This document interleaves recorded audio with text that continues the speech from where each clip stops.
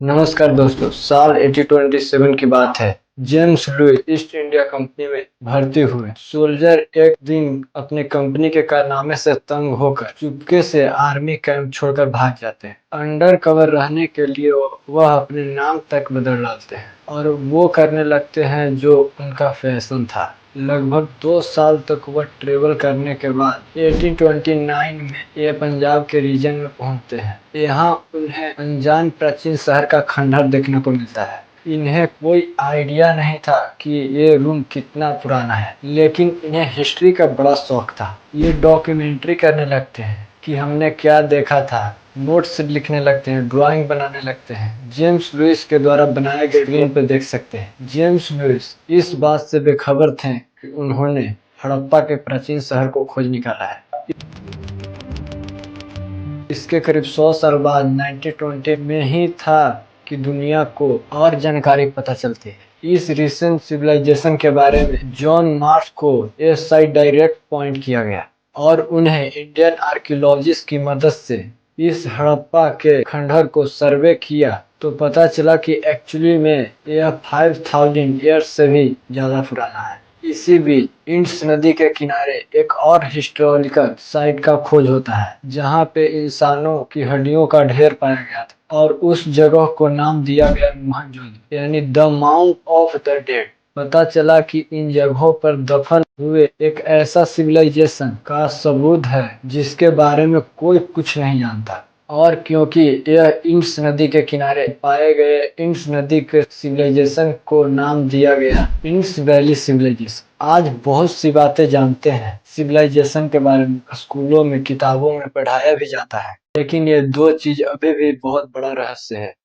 पहला, इन हड़प्पन लोगों की भाषा किस लैंग्वेज में लिखा जाता था और क्या मतलब था इन शब्दों का, कैसे इस राइटिंग को समझा जा सकता है। दूसरी बात, इस महान सिविलाइजेशन का अंत कैसे हुआ, क्या हुआ लोगों के साथ। आइए जानने की कोशिश करते हैं आज की इस वीडियो के साथ। एक ऐसा शहर जो हजारों साल पहले जमीन के अंदर दफन था और अब वह पुरातात्विक खुदाई में एक के बाद एक बाहर आ रहे हैं। लगभग 4000 इट्स वैली सिविलाइजेशन दोस्तों एक ब्रज सिविलाइजेशन था जो आज के पाकिस्तान नॉर्थ वेस्ट इंडिया में लोकेटेड है। अभी तक 1400 साइट से ज्यादा मिल चुकी है, इसमें से कुछ इंडिया में स्थित है। इट्स वैली के बारे में उस जमाने में बहुत कम ही सिविलाइजेशन थे, जैसे 3-4 इजिप्शियन, मेसोपोटामिया, चाइनीज। इन चारों में चाइनीज सबसे रिसेंट थी।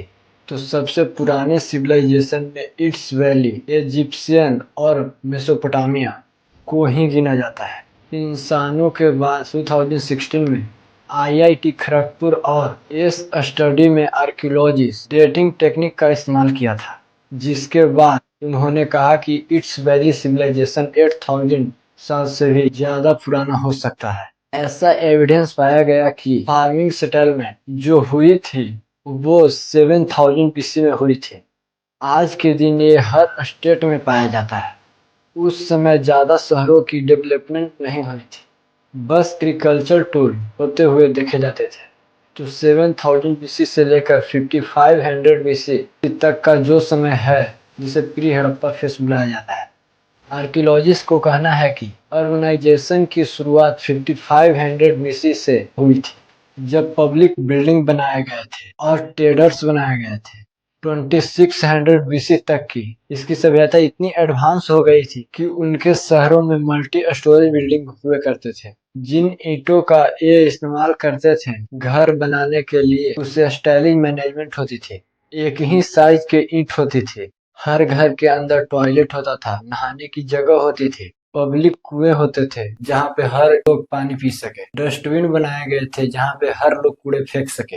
अर्बन प्लानिंग के मामले में इसके शहर आज के शहर से भी ज्यादा एडवांस थे, लेकिन हमें इसके बारे में ज्यादा कुछ जानकारी नहीं है क्योंकि इसके लैंग्वेज नहीं जानते हैं। 4000 से ज्यादा आर्टिफैक्ट्स पाए गए हैं जिन पर इनकी भाषा लिखी गई है। से हटकर इसके शहर के बारे में बात करें तो वहां पर भी एक इंटरेस्टिंग पॉइंट देखने को मिलता है।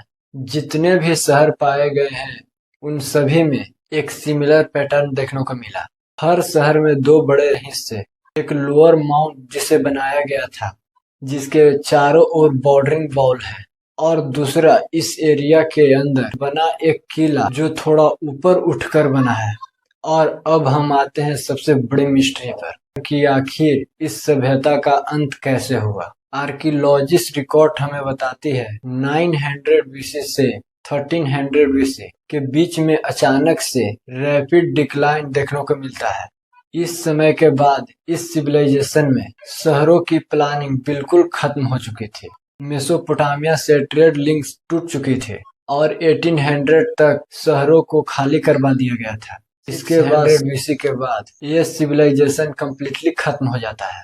ऐसी सभ्यता जो 5000 ईयर्स तक टिकी रहने के बाद इसका द एंड हो गया और हमने इस अनोखे लोगों को हमेशा के लिए खो दिया।